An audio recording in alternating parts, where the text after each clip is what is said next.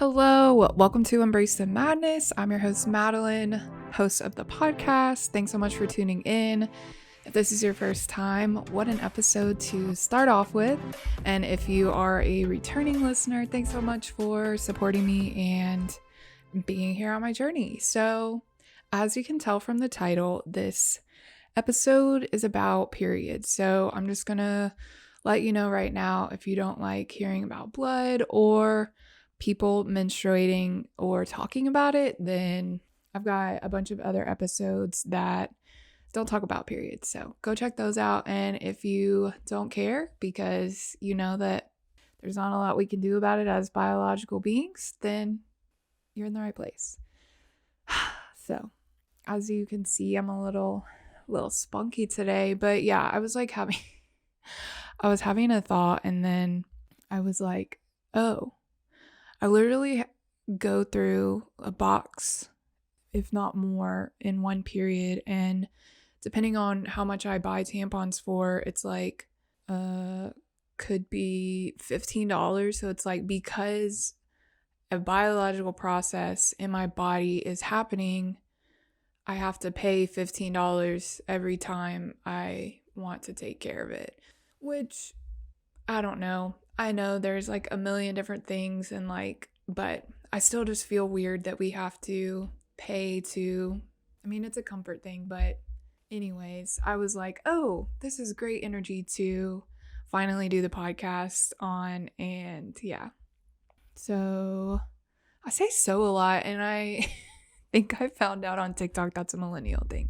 So I guess I just need a new word, a different conjunction. So if you got another one, let me know. Yeah. Oh, my candle just went out. I was like, what's on fire? So, oh my God, I just did it again. Wow. I literally, it's like oh my gosh. Okay. Well, that's something to be addressed later, but yeah.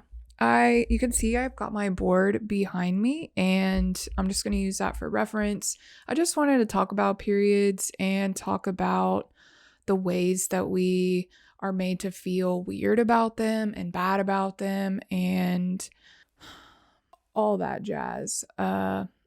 We're feeling like we're meant to hide it, I just wanted to talk about that because we don't really have a lot of spaces to talk about it, or I know now in 2023 for sure, but historically not really. And I just wanted to throw my 2 cents into the conversation because yeah, I've been bleeding for about 20 something years. No, I don't even remember. I think it started at 12, but it's just like if you don't have to deal with it, there's no way of you truly understanding. I know people have done that cramp simulator, but it's still so hard to capture the whole feeling of someone else's experience. So anyways, and that's not to isolate us or make people feel bad because they aren't bleeding or anything like that. It's just, so I don't know if you got the period talk. I think my cousin gave me the period talk, and I think maybe I think we had watched a video. I went to public elementary school or middle school or both.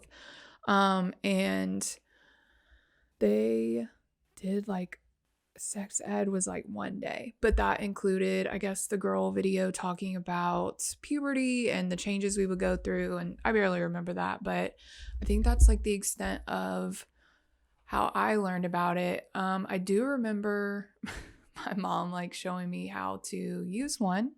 So that was silly. But yeah, otherwise, I think as a young adult, you're like, what the heck? Like, you have no way of understanding why you need to bleed or anything like that, or why it's something that you're gonna have to, live with for the rest of your life. And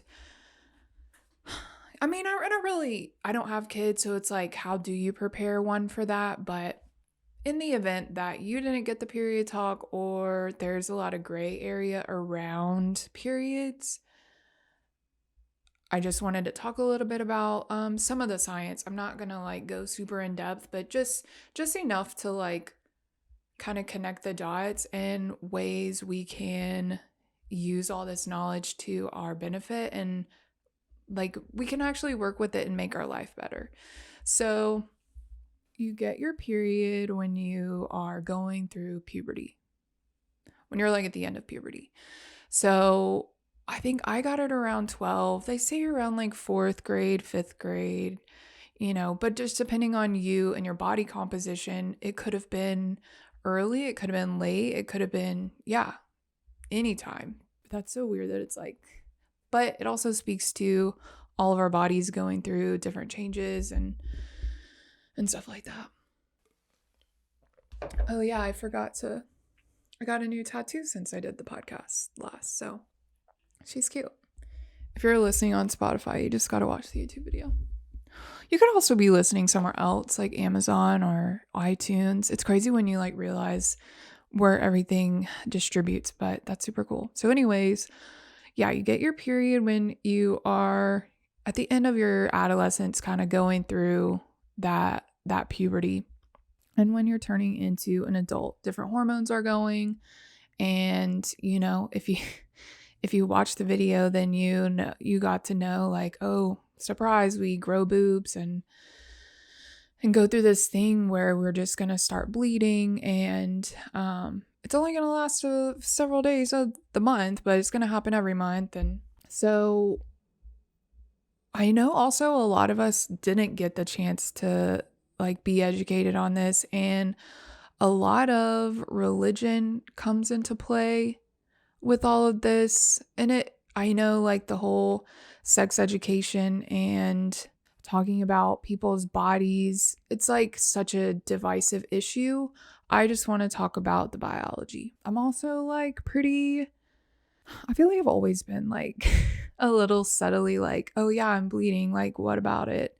And I've noticed that a lot of people are not either wanting to have that conversation or care to have that conversation, or they get grossed out or whatever. So if at any point I seem sassy, I probably am. So I put on my lipstick for this one too. So yeah, if you're listening, you got to check out the video. It's also like golden hour, so it's like pretty outside.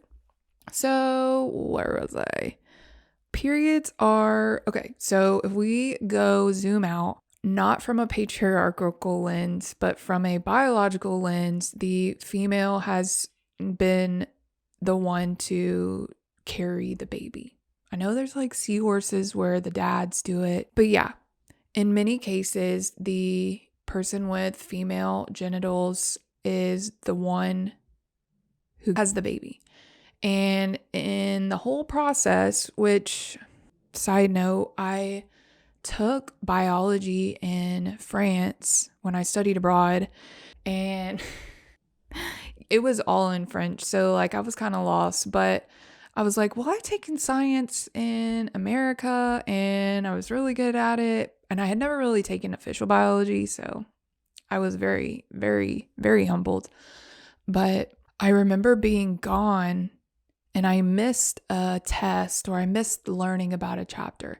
And it was a one about sex organs and periods. And I remember I was like, we don't have this in our science book, or we don't talk about this. So it was crazy how I really didn't know a lot about it. But so what happens is our bodies want to create more life so we can continue on our lineage, and et cetera, et cetera. So in that creating an offspring, we have an egg, we have lots of eggs, and one egg drops per month.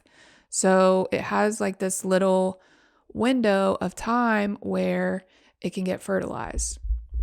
So there you go again with so.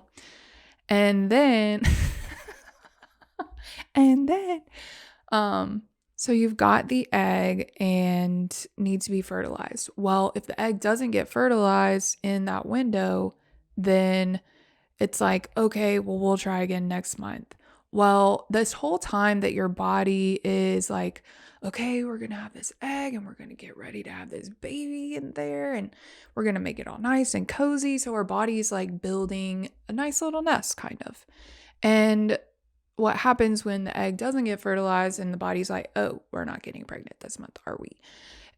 It's like, okay, well, take down everything we've built because we don't need it. And that all is what we experience as bleeding and our periods. And so it really is kind of like a denotation of like health and things going according to plan. It's just crazy because we have the capacity to lose so much blood and nothing phases us. And I think that really speaks to like only a little bit tiny part of just it's cool. It's cool being a woman and I identify as a woman. So it's just something that I found to be powering and empowering. I don't know if I said powering or empowering, but not powering. Almost said so again. And yeah, I think I grew up either not really learning about like the sacredness of it or the naturalness of it. And so I kind of like was a little repressed, I think. I obviously wasn't as outspoken as I am now, but yeah, it's just when you get to thinking about it, you're like, why has this natural part of us been kind of like used as a weapon to like make us feel bad, to like make us feel like we're doing something wrong, to make us feel like we're inconveniencing things? Because, and I feel like I'm going in a million different directions. So if you're listening and following along, thank you. But it all kind of will like catch on. But yeah, it's crazy to think that at least when I was growing up, I didn't feel like I had any concessions. I don't know really what the right word that I'm looking for is, but just like I didn't really feel like I had a lot of leeway or it was just like I was on my period and you just deal with it. You just deal with it. It sucks. It sucks that it's there, but you just got to deal with it. And in a way that's still true. But like why does it suck? Why isn't it like something that we celebrate? Why is it something that's inconvenient to our work day, which wasn't really created around our cycle and our schedule? So it's like the more you get into this, the more it's like everything starts just like, I don't like unfolding, unraveling. And you're just like, we have been conditioned to feel bad about ourselves and about bleeding and about getting stains on things and just all of this unglamorous stuff about something that is just a part of our biology. And I can like feel myself getting heated right now, but like, and then we have to pay. So it's like we're getting punished because it's happening and we're getting taxed on it's just a lot of stuff. And I know there's so many people and organizations who are leading efforts towards getting a lot of these things tax free and I feel like in some states there might be, but we're still a long way from kind of this acceptance and willingness to acknowledge and talk about it. And I don't even want to like make people feel like they have to be okay with talking about blood 24/7. It would be nice. I'm just being silly. But you know what I mean? Like, I don't want, and I don't think we should have to feel bad about who we are and what our bodies are doing. And so, yeah, I think a lot of kind of taking that power back is learning about it and learning the way that it shows up in our lives and learning how to live with this part instead of resist it or, things like that. And I've really been paying attention to the way I relate to my period because a lot of times I do relate to it in that way of like, well, it's annoying and I have this to do and I'm working. Like I used to work doubles and I would be like on my second or third day of my period and just be like, oh, well, it's not happening, or just no, no, no. And it's just a lot to think about um, when you start thinking about it. I've learned so much in, listening to people talk about their periods and listening to people share the science, and yeah, hearing people talk about it and make it feel less weird. I know I've probably embarrassed either friends or family talking about periods. I know my mom loves to tell this one story. Yeah, I'll leave it off, but I'm sure she would love to tell it. Yeah, I think I just feel like, well, I'm not going to receive the shame that's being thrown at me because I feel like this is just part of my life at this point, like it's just something that I have to navigate. And for you to make me feel bad about something that I have to navigate is just frustrating. Um, where are we going? I did pull a few tarot cards to see. I was just like, what's the energy of this podcast episode, or bleeding, or whatever. And it was cool because I got a lot of, I'm like looking at it now, a lot of just kind of like imbalanced masculine energy and doing things out of force. And ironically, I got the Death card and the Ten of Swords, which is like the bleeding one. And then I got some, it was crazy because I just started doing like queens, and then I got 3 of the queen. It was just, I love it.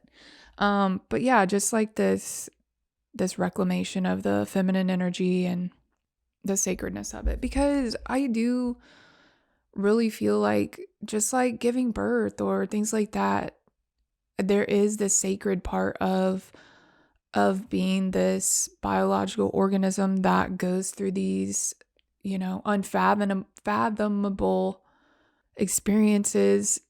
And it's like, how did your body just do that? How did that happen?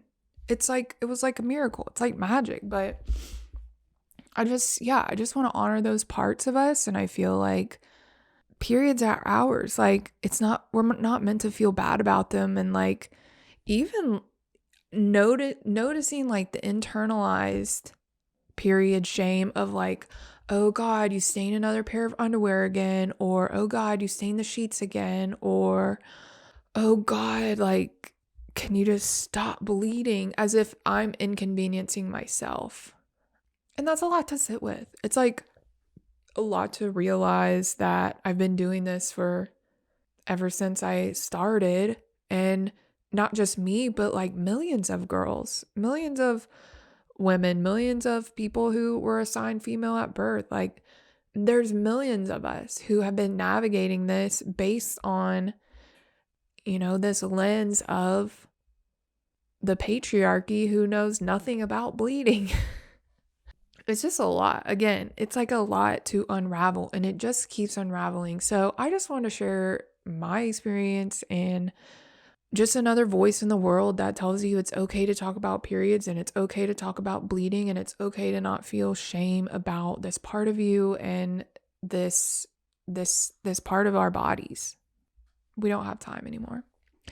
Yeah, so I talked a little bit about the science. Again, the actual menstruation part of us bleeding is because of, again, that little home that was created for the egg is kind of just breaking down and being disposed of, and that is the process that we experience as on our period.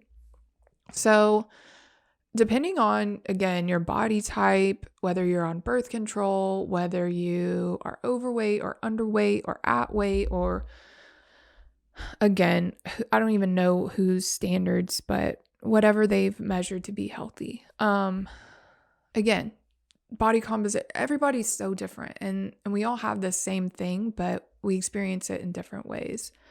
So mine lasts usually around 5, and I've had a journey too with my period. I think I've had shorter ones and longer ones and then really longer ones, but I think around 5 to 6 to 7 days is in that kind of normal range.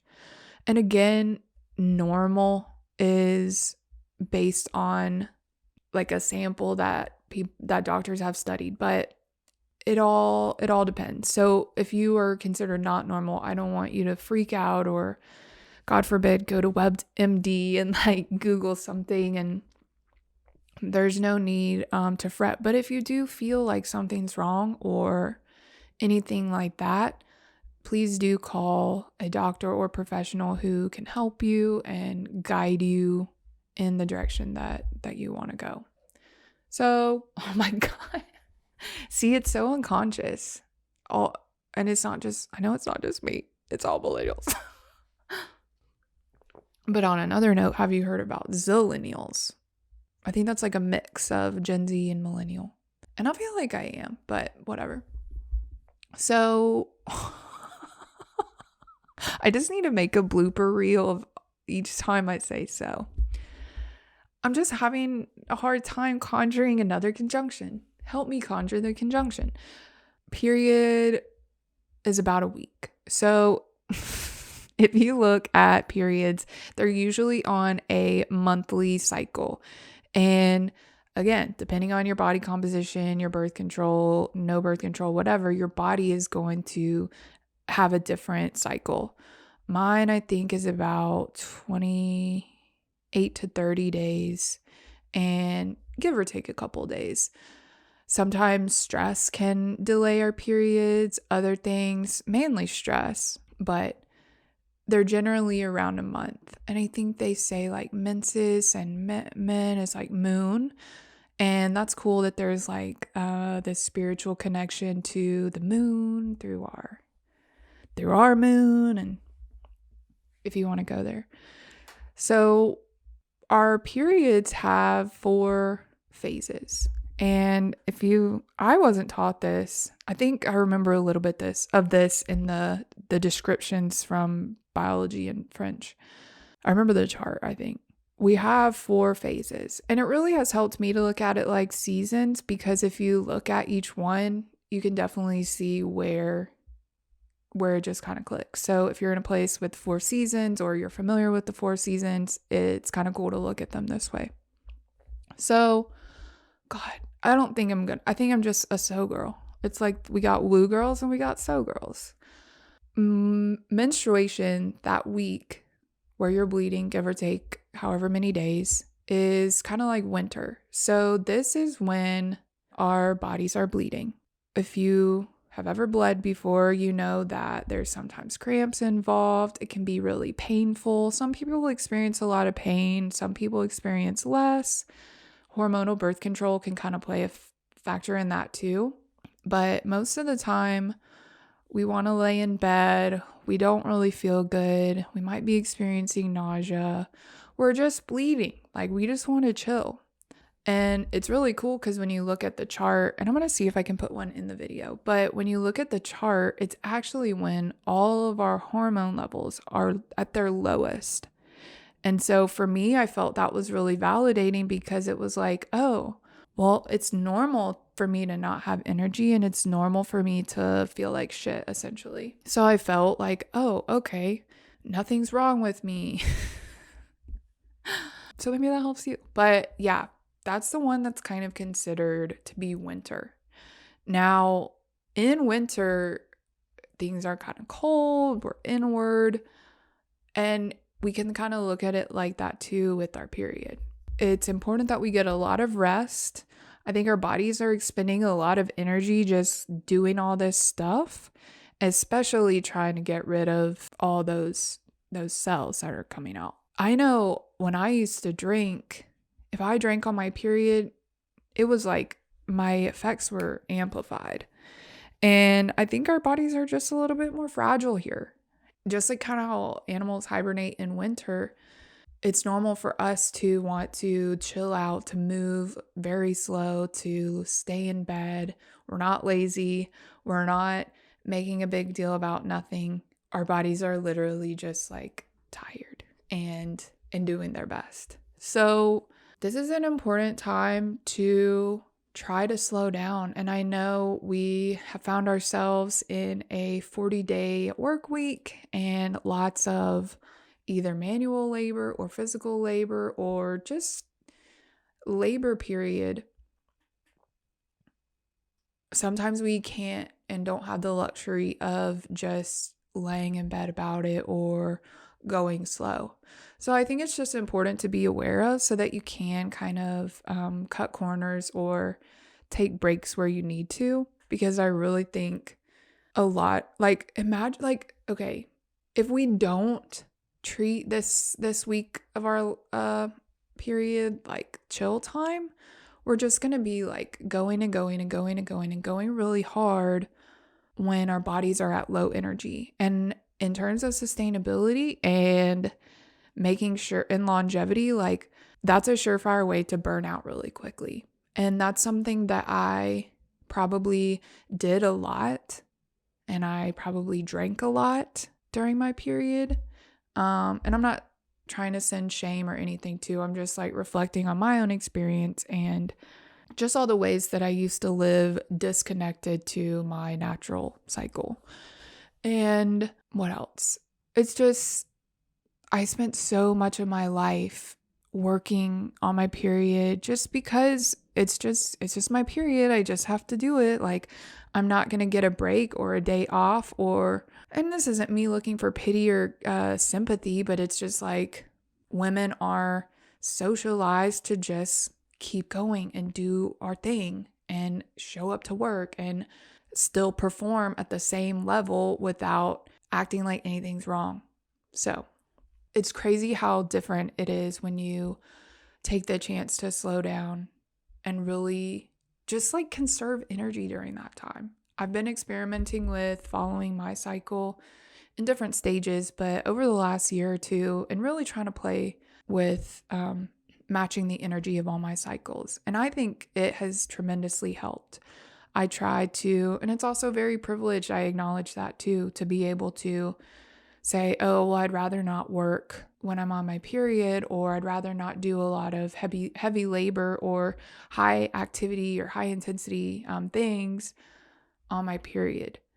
If we are able to, I think it's extremely helpful and extremely validating just in our own bodies and taking care of our bodies. So after your period, whenever you stop bleeding, so your period actually day one starts, if you were to count, day one would be the first day you start bleeding. And then day 5, 6, 7, or 4, 3, whatever your day of bleeding is done, that is the last day. So that phase is called menstruation. And the next is called follicular. And this is when your body is done bleeding, that uterine wall is like gone, and it's back to normal. So our hormones are finally going up a little bit. Some of them are going up. Progesterone, I said I wasn't going to talk about it, but I'm going to talk about some. Progesterone isn't, because it's the hormone that's involved in the nest part more. And I think there's a lot of birth control. I think birth control is like different forms. But anyways, I'm not going to get in there because I'm not sure if what I'm saying has 100% accuracy, but it probably has 99%. Follicular. You can look at this as kind of like spring. So, after winter, the sun starts coming out. It's not as cold. The snow's kind of gone. We're kind of slowly waking up to a new season, and our periods are moving to the next phase just like that. So we've got follicular. So they say the next season is summer, which is ovulation. So they say that ovulation is around the middle. So about like day 16 or whatever. Now this is when the egg is dropping. Let me make sure. Okay, yeah. Yeah, see, I feel like I just have a background in science, so I don't like to just say things that I don't feel like are true, but sometimes I'm not always confident in what I say. But yes, please feel free to fact check anything that I say in this podcast, because I do want to know if it's wrong. But I feel like a lot of this stuff I feel confident to speak around. So, yes, the ovulation is when the egg drops. And depending on your birth control, some people ovulate and some people don't. Some people don't have periods. So, ovulation you can really see because the consistency of the mucus changes, the discharge, and you can kind of tell because it's like a little bit like clumpier, which is something you kind of have to really pay attention to. You can't just be like, oh, I think I'm ovulating, but there are some things that can help you detect or feel. So, again, checking your discharge, but sometimes you cramp a little bit, and I've had cramps. It's just like your body doing its thing down there and releasing the egg. So, that will be a thing. And depending on how much time is in between your bleeding time and your ovulation, that's going to be your follicular. So your hormones are going to be rising and your body's going to be trying to get that egg to get released. So just like I'm going backwards a little bit. So just like with spring, we're coming out, we're shining, we're getting more energy. That's happening in our lives too. So you can kind of expect that first week when you're bleeding to just be your chill time, your low energy. It's important that you honor your low energy because when the follicular is coming and you're done bleeding, you're going to feel a little bit better and your energy's coming back. It's helpful to be able to kind of check in with yourself and see where you're at, but also looking at your cycle too, because it helps if you're irregular. It helps for you to just see data. It's just really helpful and something that we're not taught to do as little kids or teenagers. Or I'm grateful for all the people who have shared their stuff on the internet. I think that's probably a lot of how I learned, a lot of how we all learned. And so when we get to summer and that egg is dropping, we are going to be like at our peak. Because if you look back to the science, we're still trying to get pregnant. Whether we have an intention of getting pregnant or not, our bodies are still trying to do their thing. Because we have a system, if we don't get pregnant, the lining will just come off. So ovulation is kind of like when you are in heat.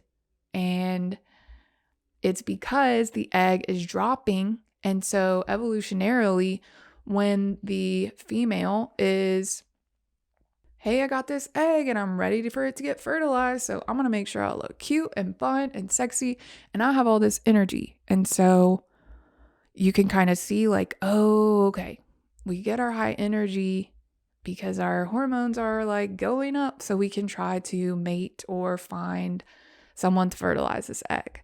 And even though like we might not be trying to get pregnant, we can still be aware of this energy and use it to our benefit. This is a good time to do like high intensity exercises, and it's just kind of summer. It's like playtime, it's fun time. We are excited, we're high energy, and so we can actually work with this energy to our benefit by tracking our cycle. So ovulation is it's a couple days. This is like the window that you can get pregnant, which I never learned. And I'm pretty sure I went through Catholic high school and still never really knew that you can only get pregnant a couple of days. So I understand telling people that you can get pregnant, period, is kind of just like, well, don't do it.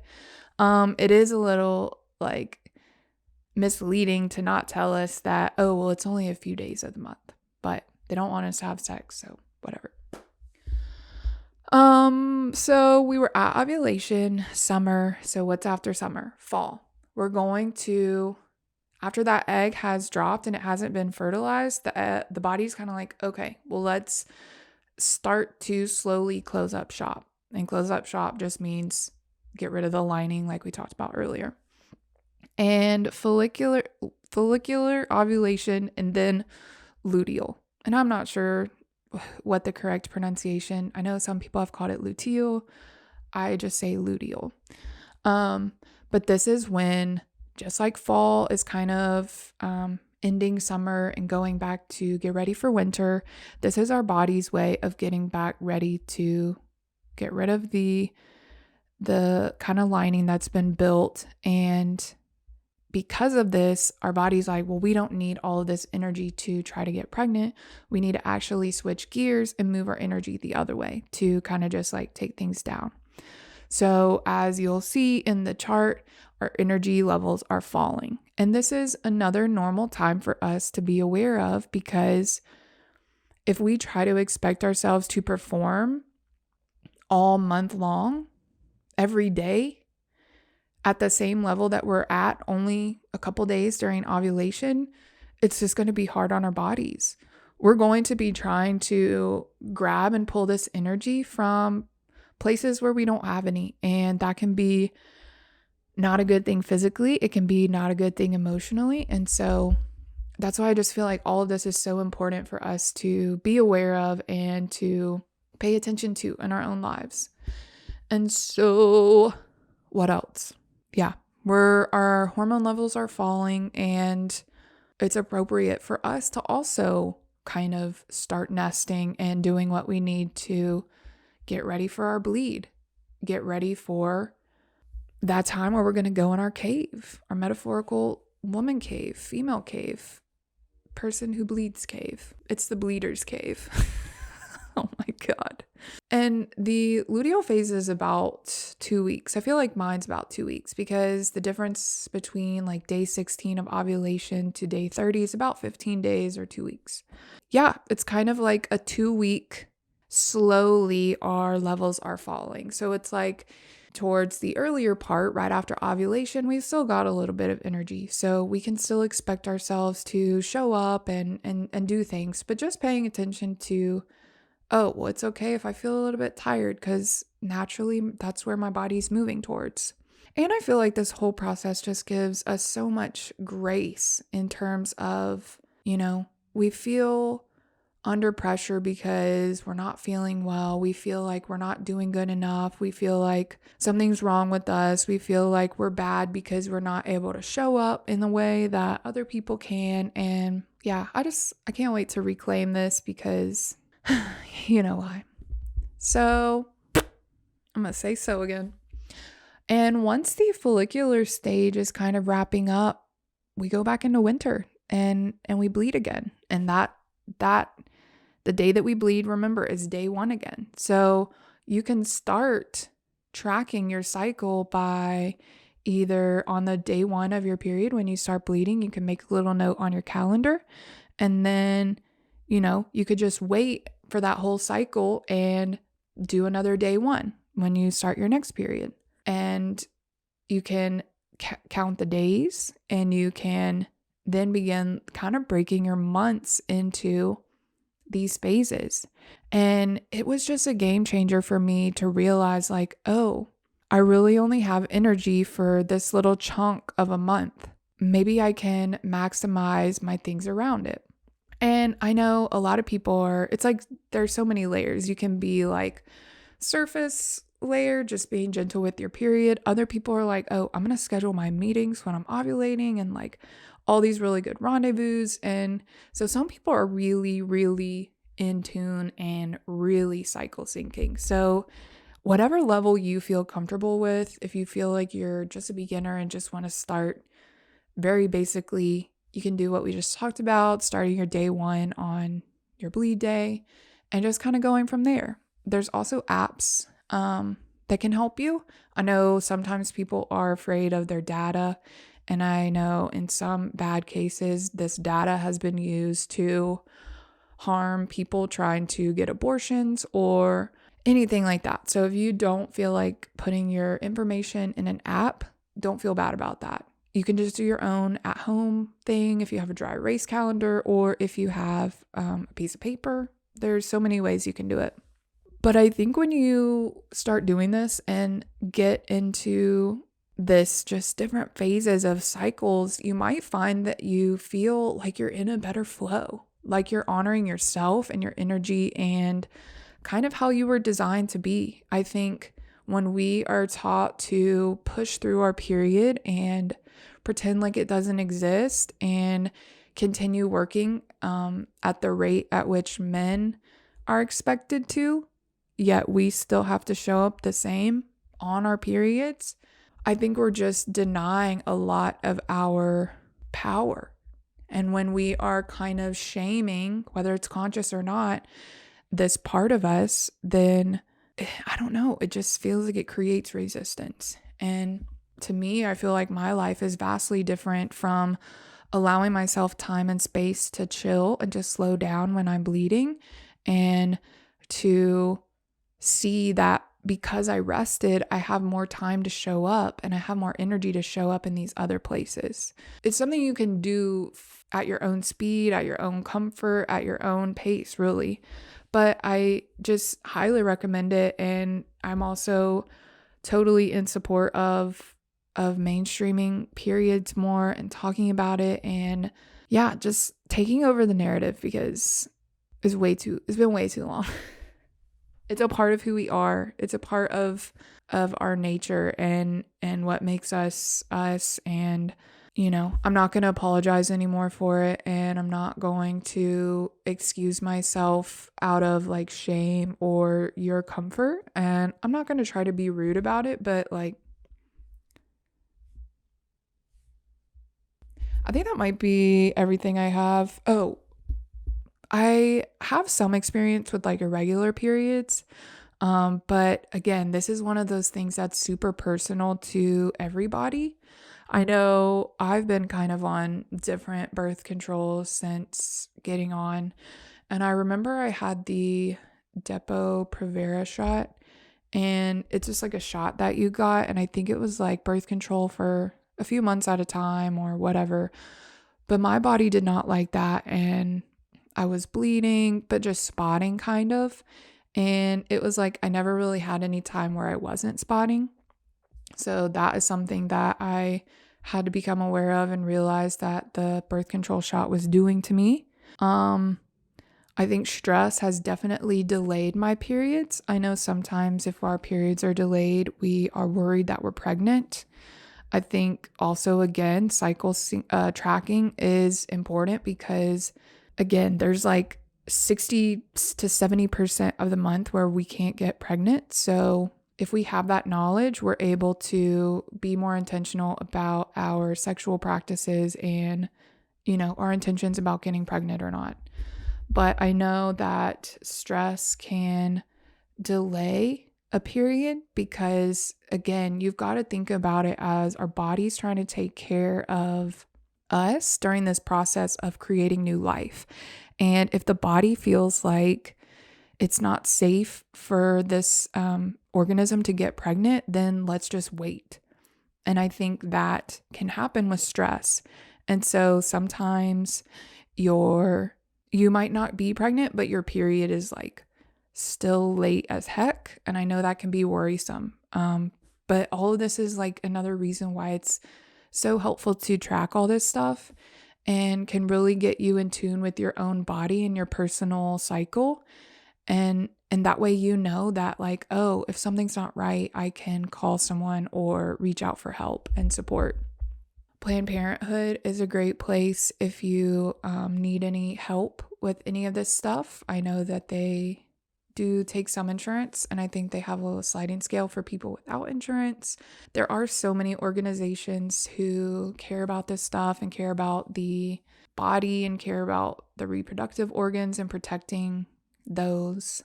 But yeah, that's kind of my extent with irregular periods. Again, it's just going to be one of those things that are highly personal, but looking at all this stuff and just becoming aware of it can really help you navigate and really just have more information for your situation.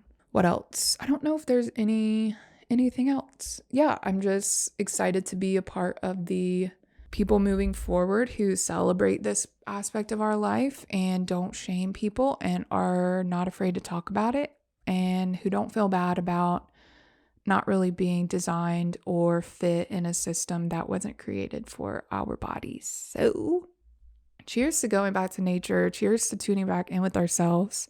I believe that's all I have for this episode. Oh. I do want to recommend, my nose has got so itchy. If you're interested in the science and all that stuff, The Brain changing through different phases of people identifying as female and having female biology, going through the different hormonal cycles. It's so fucking cool. The Female Brain by Lou Anne Brizendine.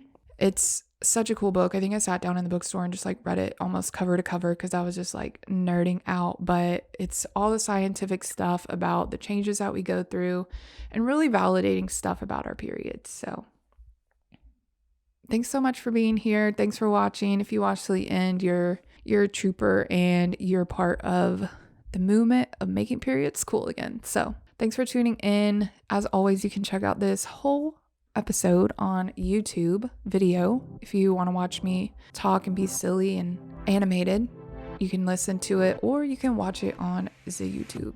And my channel is youtube.com/@embracethemadness. Thanks so much. I will catch you in another episode. Bye.